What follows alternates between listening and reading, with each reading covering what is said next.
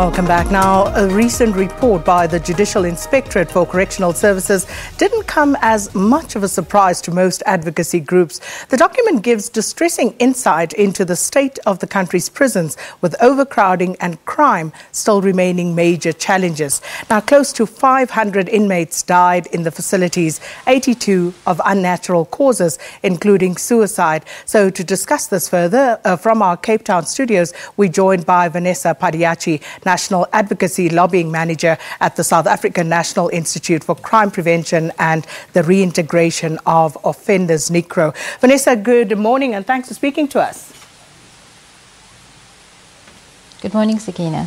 Let's start here. You know, our prisons have been described as hell and a microcosm of broader society. But what was your initial reaction to the report?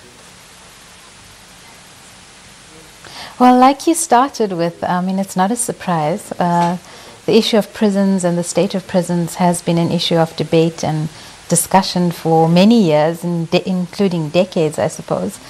So it wasn't surprising. So this report, you know, shocking experiences that have been highlighted, so many deaths, unnatural deaths as well. Let's start with that. If we talk about 82 unnatural deaths, and I went through the numbers, so out of those 82, 38 were as a result of suicide across all provinces. What's your take on that? You know, is there any indication as to why this is happening in our prisons? Well, we have to understand that prison is it's not the best environment to put any human being. So, it's not surprising that people commit suicide. It's a very harsh environment. We heard in the report the state of our facilities being in it's often a violent environment because of the gangs that exist in prisons. It's really survival, and it's a very dehumanizing environment most of the time. If you consider the environment, some people don't even have mattresses to sleep on. Rape happens in prison. So it's not a very suitable environment for a human being. And many of them, like you heard, the only option they find is to take their own lives. But given those overcrowded conditions, Venessa, and again, there is a breakdown of just how bad that situation is from one province to the next. How did people go about committing these suicides? What were some of the preferred methods, you know, for a really poor phrase to use?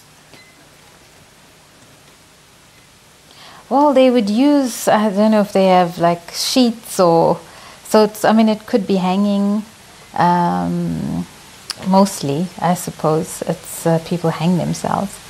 And so I guess that's mainly what they would. They don't have access to medicine or any of that sort, so it's often hanging. And what about the other 44 then, you know, who also died of unnatural causes? What did they die of? Well, I'm not sure. I could speculate in terms of unnatural. It's because of gang violence, probably. Sometimes it's health reasons, TB.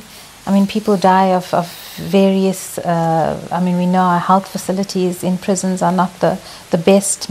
Sometimes medical assistance gets to inmates late. People are locked up for long periods of time before the morning arrives. So we also have to consider that some don't get medication on time. There's delays in that. So our health facilities are not in the best state. So we do lose people through many reasons. And then, Venessa, the issues of overcrowding, crime, gangsterism, these are by no means new, but they do seem to be escalating. They are on the increase and worsening. But do you think that the Department of Correctional Services, is doing enough in this instance to try and arrest the situation in our prisons? Yeah, I think it's not only the Department of Correctional Services' responsibility. It's the whole criminal justice system. It's how we think about crime. And that's where NICRO's hugest work has been around creating alternatives to incarceration. We've put far too many people in prisons, some of them committing non-violent offenses, when we could create alternatives and make it a last resort. So it doesn't only, it's the DCS actually ends up with the prison population, but we need to manage it in terms of how we deal with crime and punishment in our society. And I think there's far more effective ways than putting a person in prison. And we as a society need to learn how to deal with conflict, deal with the family issues, education. There's so many social problems that we have in our society. And prison is not the answer into how we deal necessarily with the root causes of crime. Well, Venessa Padayachee, thanks so much for joining us from our Sea Point studios in Cape Town. And we're going to take a short break. When we come back, we'll get a response from the Department of Correctional Services to this particular report.